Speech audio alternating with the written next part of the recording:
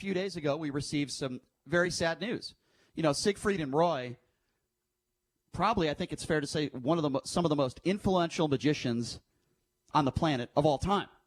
And they were probably two of the biggest celebrities in Las Vegas for a long period of time as well. They did a great show down at the Mirage. I wish I had the chance. I wasn't in Las Vegas. I was too young at the time. I wasn't out here yet. I've had a chance to meet both of them on several occasions, by the way. They were always very nice to me, but I never had a chance to see them perform. Very nice people, legends in their craft. I don't think anybody would disagree with that. And we received really sad news that Roy Horn had passed away a few days ago of the coronavirus. Older guy. Obviously, I would imagine his health wasn't in a great situation. For the latter part of his life, he was confined to a wheelchair because of that tiger attack.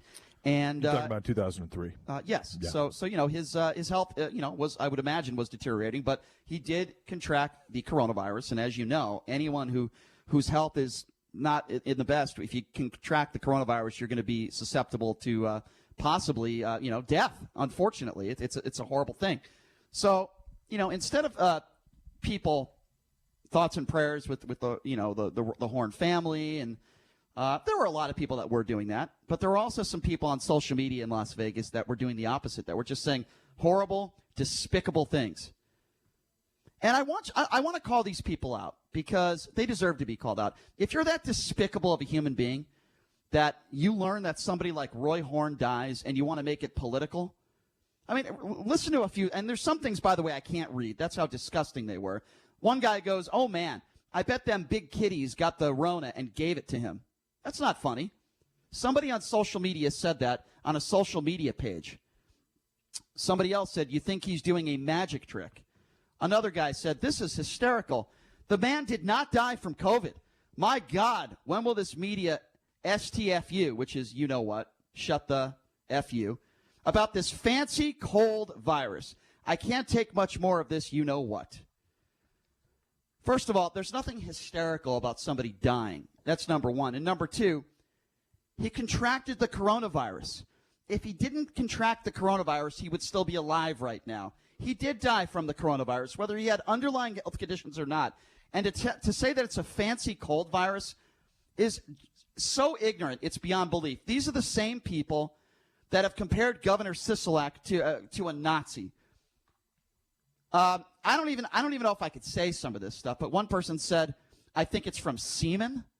Another person said, "I'm sure he died of something else, but they listed it as corona for the extra money paid to the hospital," as if the person who wrote on the death certificate coronavirus is personally getting money in his bank account. It's so ridiculous. No, not his bank account, but there's been hundreds of cases across the United States, both from family members of people who have died and healthcare workers that have said that hospitals are in fact doing something like that. In this situation, I don't believe that that's true. Listing COVID as a cause of death as well as using a ventilator because of the $54,000 payment. So they're just making it up. No, who's making it up? It's a lie when they're saying that people have died of the coronavirus. Is that a lie? Of course not. Absolutely not. No, people have definitely died of the coronavirus. People are dying of the coronavirus. Okay. So you agree with it? It is a very serious disease, okay, clearly, but it does affect those who are very ill already, most likely. Right. And I don't think that unemploying 33 million people was an appropriate response to what's taken place. Okay. And I will say this, Brian, 775,000 people have died in the United States from February 1st to May 8th. That's actually 98% of the expected death toll in a standard year. So during this pandemic, this catastrophic proportional, this massive pandemic, this global health crisis, the actual death toll in the United States of all causes is 2% lower than it is in any standard year. Okay, but I'm not sure what that has to do with that statement that I just read, because that's what we're talking about. We're talking about, and that's fine if you have those opinions, but we're specific. Well, I think social distancing probably played a role in keeping those numbers down. But that's just my opinion. And I agree with that, but I don't want to go down that road right now because we're talking about some of the despicable people, most of whom live in Las Vegas, who want things to reopen, but find it necessary to go on Facebook and say some of the most horrific things about Roy Horn, a man who just died. And I'll read that statement again. Okay? "I'm sure he died of something else." That's how the statement starts. "I'm sure he died of something else. They listed it as corona for the extra money paid to the hospital." This guy has no idea what he's talking about. He doesn't know anything. But yet he writes something insensitive on social media, and it's wrong, JD. It's flat out wrong, and it's disgusting, and it's despicable.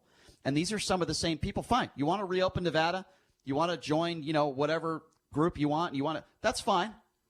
But to say things like this is disgusting. And I believe it's still up on social media. Nobody's taken it down.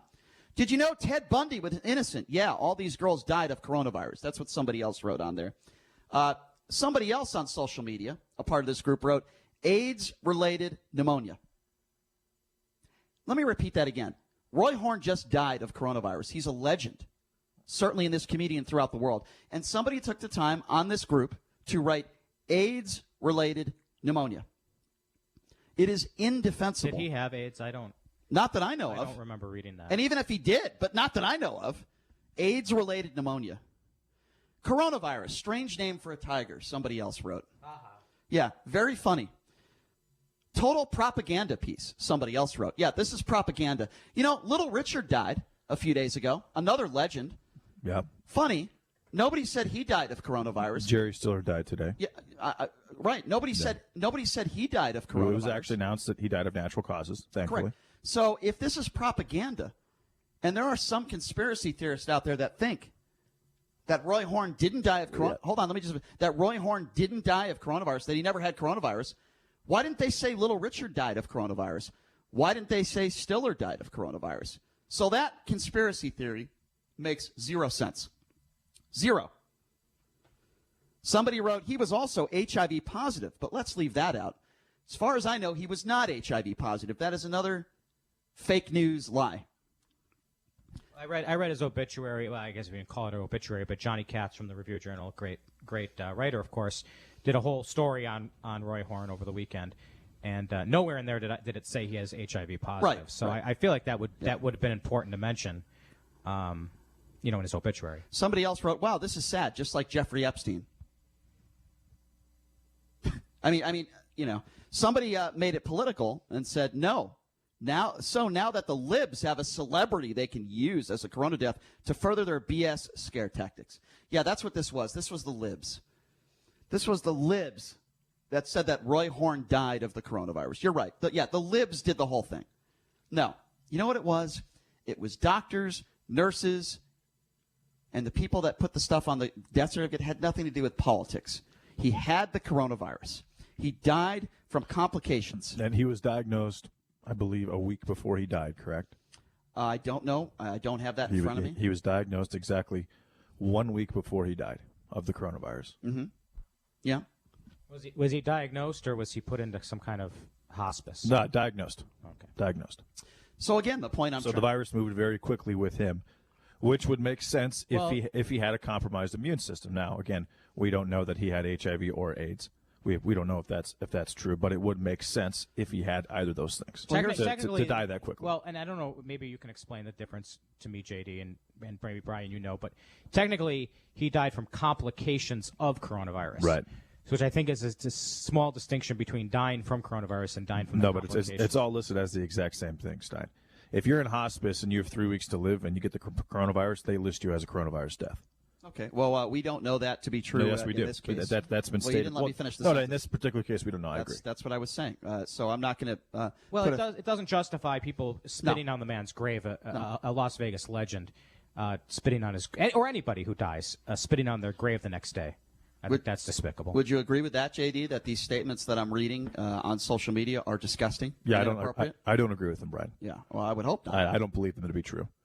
Well, I mean, that being said, I hope that Governor Sisolak doesn't turn Roy Horn's death into a reason to keep us all into lockdown for longer, or to go out of phase one or something. I don't know why you would think. I think that is the worry by a lot of different people out there, is that when progress seems to be happening on some front, some massive death related to a very popular celebrity, whether it's nationally or localized, seems to take place almost every time. And when that happens, it's like we take 2 steps back, we take 3 steps forward, and then 2 or even 4 steps back. So I hope, and I think that a lot of people that made those statements hope the exact same thing, but I don't agree with the things that they said, obviously. Well, for the record, though, there's no evidence to suggest that because Roy Horn died, that is going to influence Governor Sisolak's decision-making. So I want to be very important and state that. There is no evidence to support that is going to happen.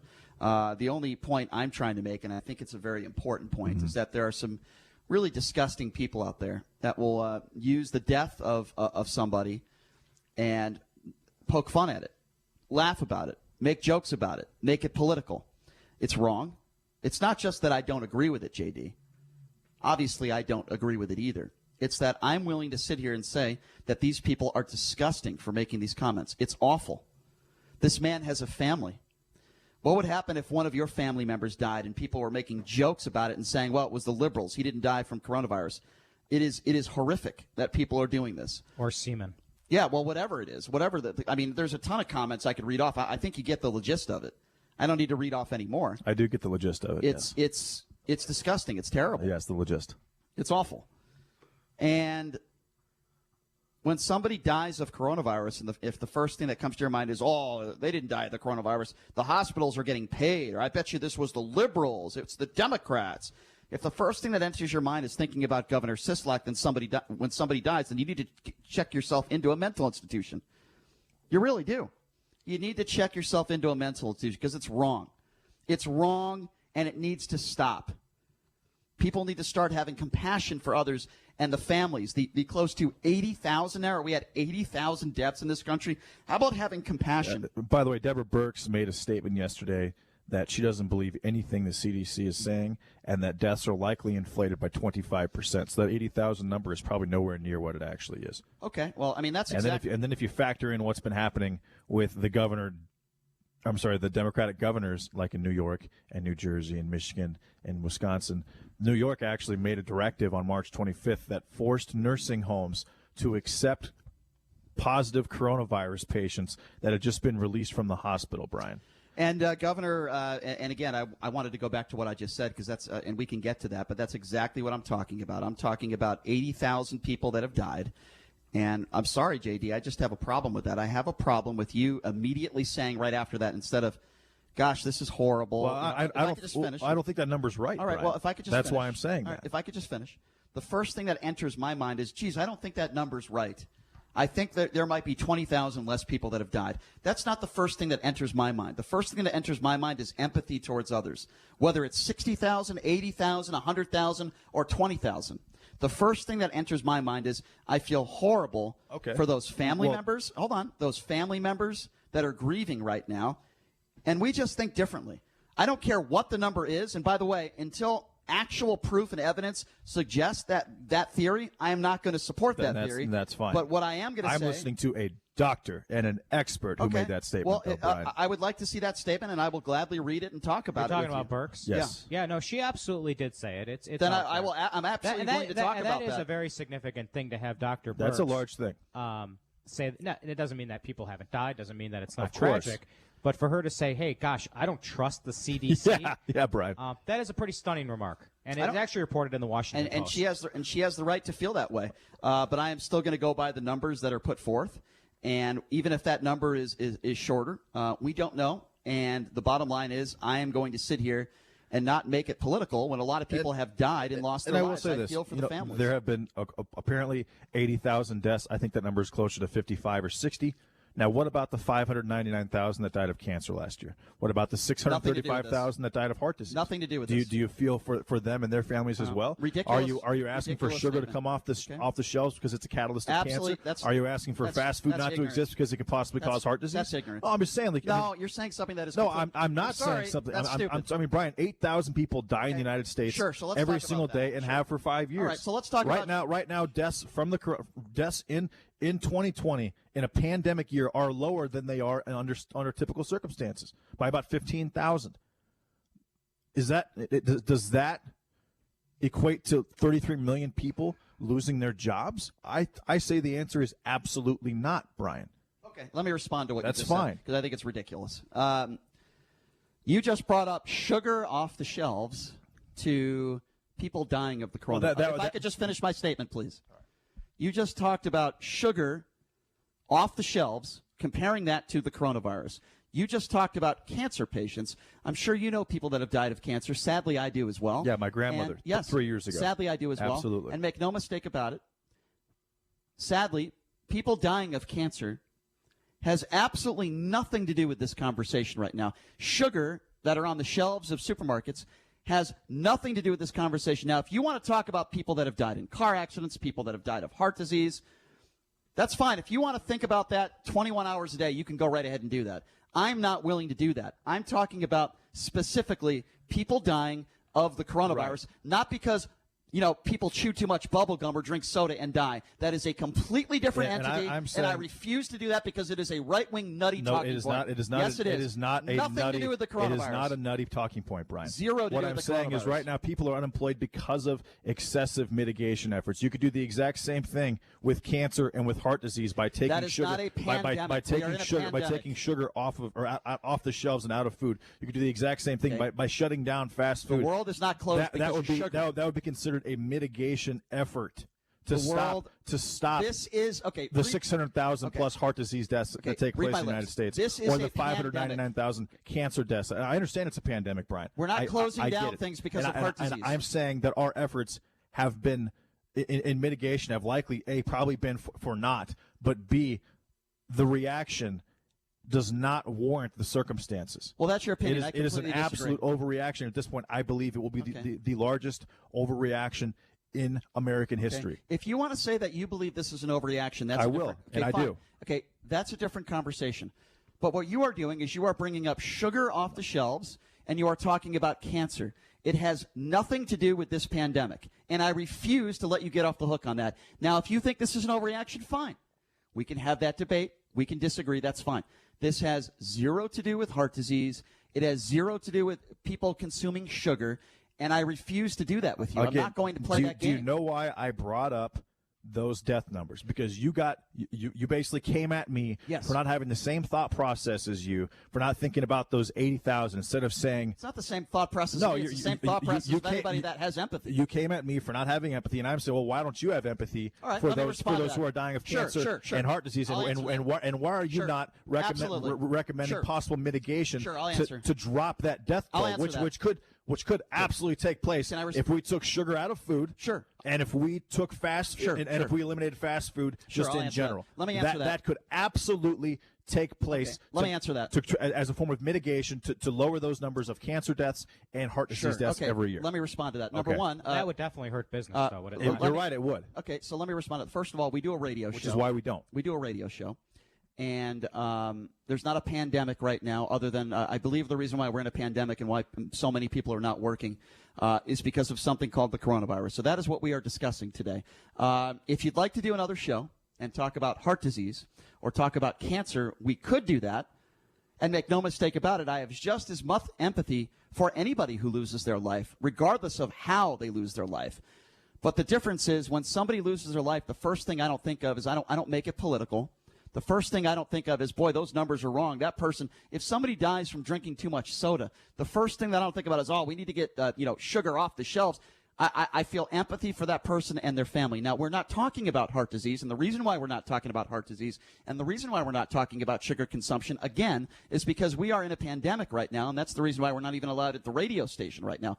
That is why I'm specifically talking about... That should change soon, okay, hopefully. but you asked me. I hope so. I hope you're right. Yeah, me too. But there is a reason why I'm not talking about heart disease and cancer. I have empathy for all people throughout the world that lose their life.